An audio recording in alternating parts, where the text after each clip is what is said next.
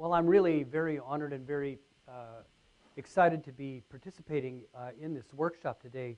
I've done a number of programs with high school teachers, including been to this venue a couple of times for Karen Clancy's programs taking San Mateo County high school teachers to China, right? Yeah. And I think it's extraordinary, the work that you do. I have a daughter entering 9th grade this year, so this is sort of a prep for the kind of things I think that she's going to be looking at. I actually took her to China over the holidays, and she got real excited about it, and so I think she's looking forward to learning more. Now, my job this morning is to establish a context for thinking about China's growing global impact. I'm a sociology professor, as Meg said, but my background actually is history. I started off doing history and language before I started working on contemporary China, and I'm still very programmed to think in terms of historical precedents when I think about China today. Now, I don't want to go out of my way to claim that there's nothing new in China, as some people do, but I do believe that a deep understanding of contemporary China requires at least some familiarity with the past and how it informs a lot of what happens and doesn't happen in China right now. Especially as I get older and what I personally lived through has become background or context, I'm even more driven to stress the need to know the past in order to understand and appreciate the present, though not necessarily as a guide to predict the future. China's history and history generally is not destiny, but in China it is still a very potent force, something we as Americans have trouble appreciating. The speed of change around the world in my lifetime has been enormous. Things we now take for granted, especially in China, are vastly different from my student days there over 30 years ago. Now put yourself, all the change that many of us have experienced in our lifetimes, put yourself in the position of the Chinese and imagine how drastically the rules of the game there, the things that individual Chinese can and cannot take for granted, have changed. The generation gap in China is extremely serious. This workshop's topic is China's growing global impact. But if I asked you what are the first images that come to mind when I say China, it's unlikely that you'd think first of the Olympic venues, such as the Bird's Nest, or the futuristic urban landscape of Shanghai as memorably depicted in Skyfall. I'm not sure how many of you saw Skyfall, but it was like public relations for the Pudong landscape, urban landscape in China. The Bird's Nest and the Shanghai landscape are urban skyscape are two things that are symbolic of China's stunning modernization and globalization. But if I said China, I doubt if most of you would think of those things first. I venture to say that you would probably say the Great Wall or the Terracotta Warriors. Their symbolic meaning is the exact opposite of global impact. The Great Wall was built to keep invaders out and Chinese in. The Terracotta Warriors are a symbol of intolerance, of an inward focus, of oppression, and of self-glorification. And when most people go to China, those are the two things they want to see. They're more interested in the ancient things than they are, I think, in the contemporary things. So what I'm going to do in my presentation, which I'm way over-prepared, but I'll try to keep this under control, is to introduce some aspects of traditional material and non-material culture that I think are still relevant for helping us understand contemporary China. So, first of all, looking at material culture, the geography and nature. These are things that are sort of veritable truths about China. China has only one coast, only one coastline. It's a long one, but they only have one. We can divide China up geographically in a number of different ways. The coast, the interior, which many people feel is the core of Chinese culture and civilization, and then the way interior, areas such as Tibet and Xinjiang, which geographically are actually as large as the rest of China. China only has one coast. On the west, you have the Himalayas, and then you have a desert. So it's a very formidable boundary between China and the outside world. So another way of dividing up China geographically is north and south. In the north, the main river system is built around the Yellow River. And the Yellow River actually is yellow. One reason is because the water level has become so low that the silt is washing up, which turns the water yellow. One of the truths, the variable truths about North China is the lack of water. And in some places, the Yellow River actually ceases to run now because of the severe water shortage. North China is very dry. It is yellow because of the sandy, this loess soil. There's a type of soil which is very fertile, but also very thin and very dusty. At certain periods of the year, when the winds blow in from the Gobi Desert, the dust moves from central China, North China, all the way to Beijing. And people who live in Beijing often wear masks because of the industrial pollution, but also because of the dust that blows in from North China in certain times of the year. The main crop, the main staple food in North China is wheat. Then you get to South China. And I encourage people who go to China to make sure that they go to the north and the south. It's especially dramatic if you fly one way or the other. You see this yellow expanse of desert in the north, and then you cross the Yangtze River, which is the main river in the central part of China, and suddenly it becomes too green. It becomes very, very green. So whereas in North China you don't have enough water, the problem in South China is too much water. There's always often a great deal of flooding.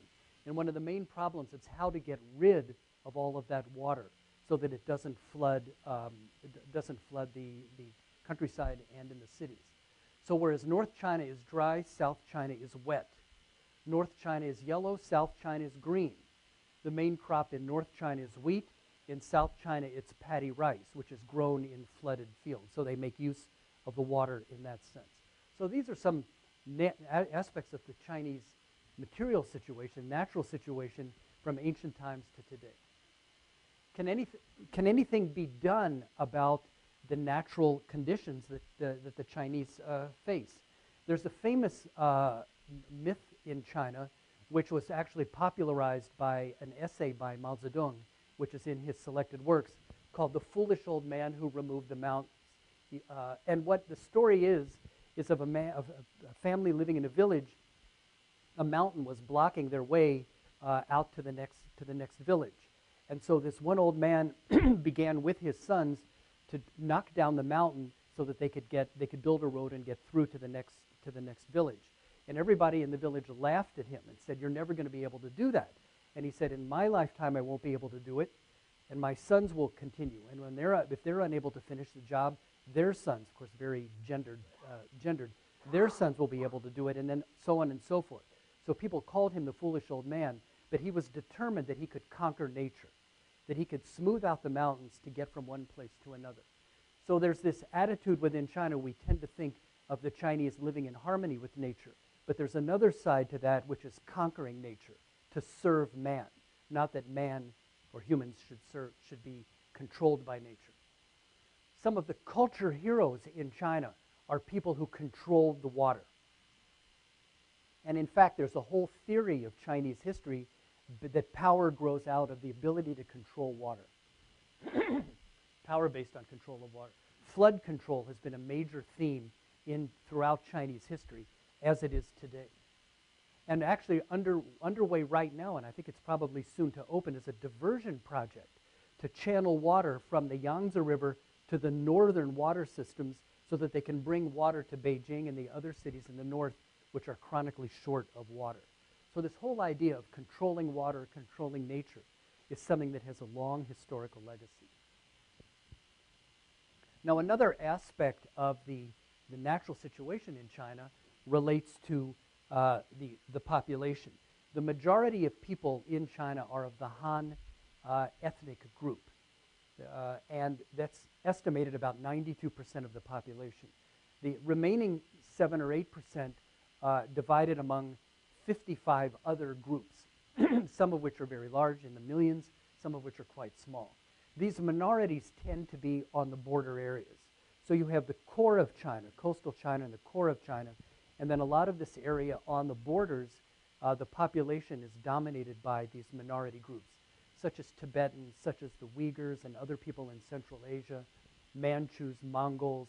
In the south, you've got people such as the Zhuang, the Thai, and so on and so forth.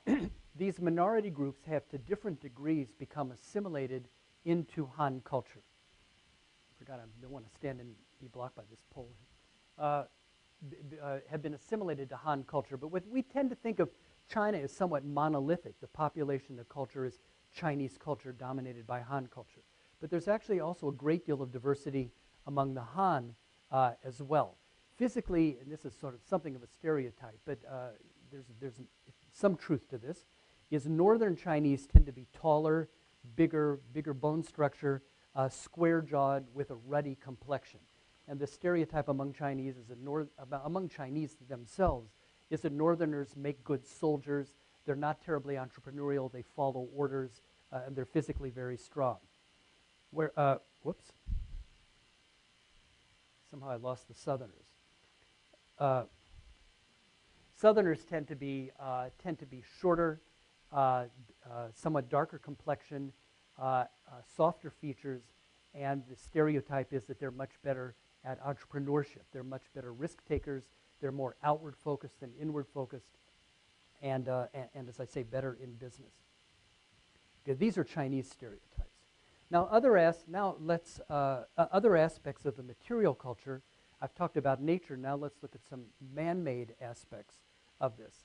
And here, anytime you travel in China, you're going to be seeing a lot of evidence of material culture left by Chinese people over the last several millennia.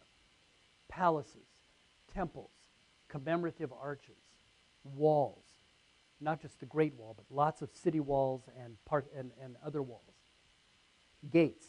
The Grand Canal, which was built 1,000 years ago, still functions to bring goods between the north and the south. The terracotta warriors, which many of you I'm sure are familiar with, and I hope you got to see the exhibit at the Asian Art Museum this year. Chinese word you may know, hutong.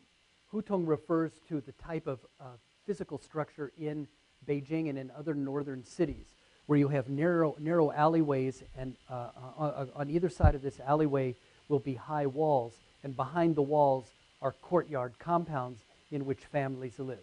So if you go to China, you go to Beijing, one of the things you want to do is take the Hutong tour.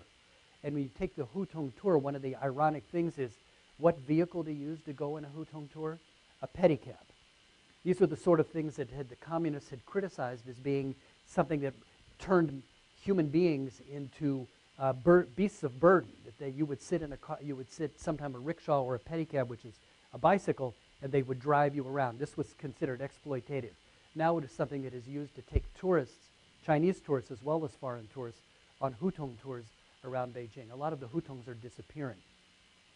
In the Shanghai area, the ancient, or the Shanghai's not that old, but the traditional houses and urban landscape refer to as shikumen, which are also these big compounds, but they're not surrounded by walls, but big compounds in which Shanghai's a city of migrants. People who came from the countryside or other parts of China would be concentrated in these urban agglomerations.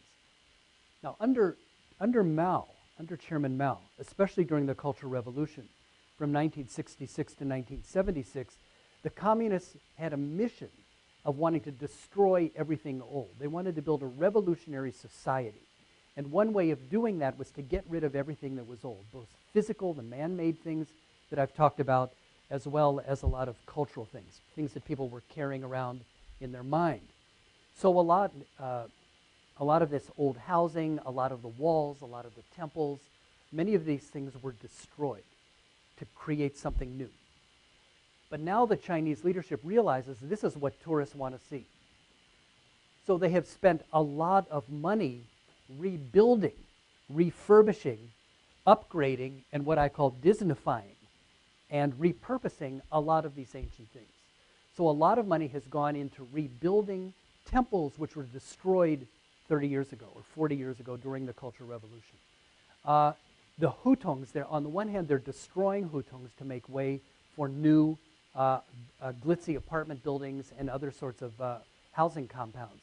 But on the other hand, they are upgrading and refurbishing a lot of the Hutongs so that because they know that this is what people who visit Beijing want to see. In Shanghai, one of the most glitziest shopping mall districts right now is called Xintiandi, which means the new paradise.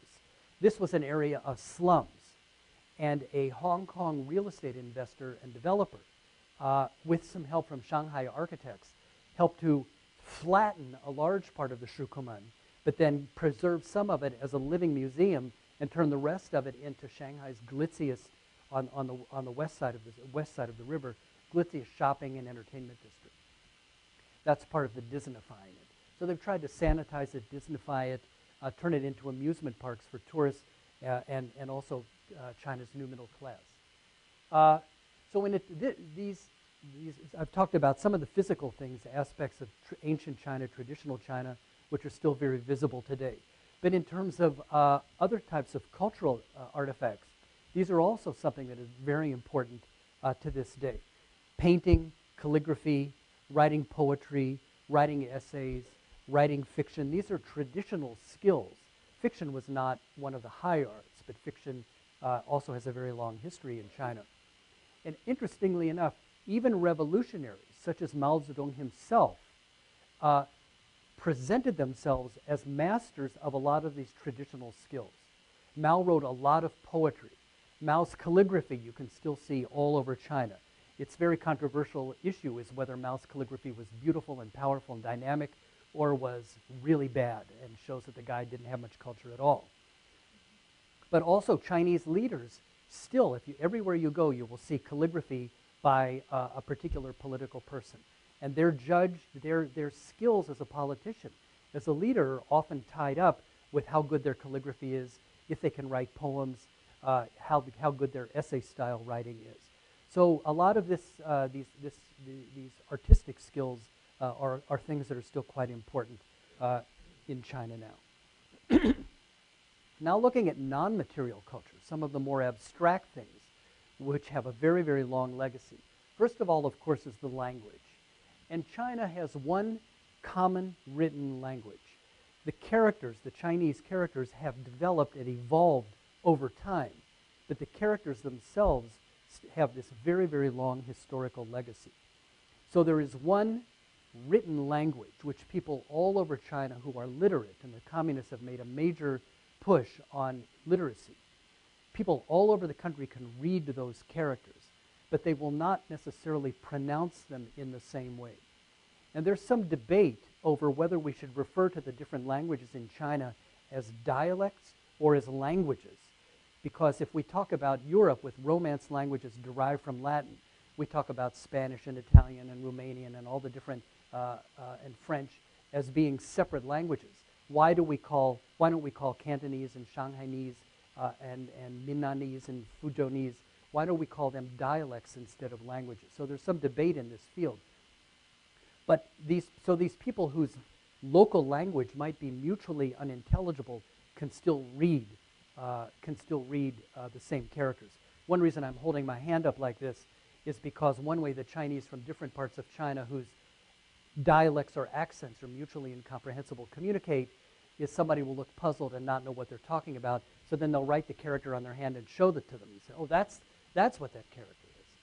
You're supposed to remember what they've scrawled on their hand.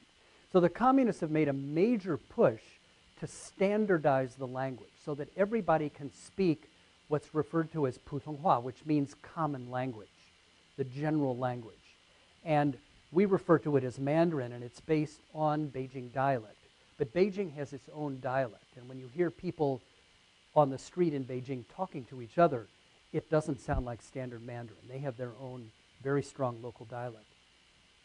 In Taiwan, they also speak Mandarin. They call it the Guoyu. They call it the national language, but it's the same as what on the mainland they refer to as Putonghua. Now, in China, people balance. Most people in China are bilingual, is that they will be able to speak Putonghua when they're talking to people from who do not speak a local dialect. But at home, or among the people from their region, they will often speak, most commonly speak the local dialect. So my main base in China has been in Shanghai. I was a student in Shanghai 30-some years ago. And the people there, when they were speaking to me, would speak Mandarin, heavily accented Mandarin. But among themselves, they would speak Shanghainese. So it's very common in China for people to be fluent both in Putonghua and in a local dialect. And Putonghua also has many, many accents. And part of Chinese humor is making fun of the accents of people from other parts of China. And if you watch Chinese television, there's what's called crosstalk, where you have two comedians. One is the straight man, sort of the Abbott and Costello. One is the straight man, and one is the I don't know what you'd call him, the comedian, the comic guy, the goofball. And a lot of the patter that goes back and forth between them is making fun of accents and personalities and physical characteristics of people from other parts of China. It's not seen as offensive. It's seen as, where here it would be, we might worry about the political correctness. For them, it's not. It's a major source of humor, and everybody laughs.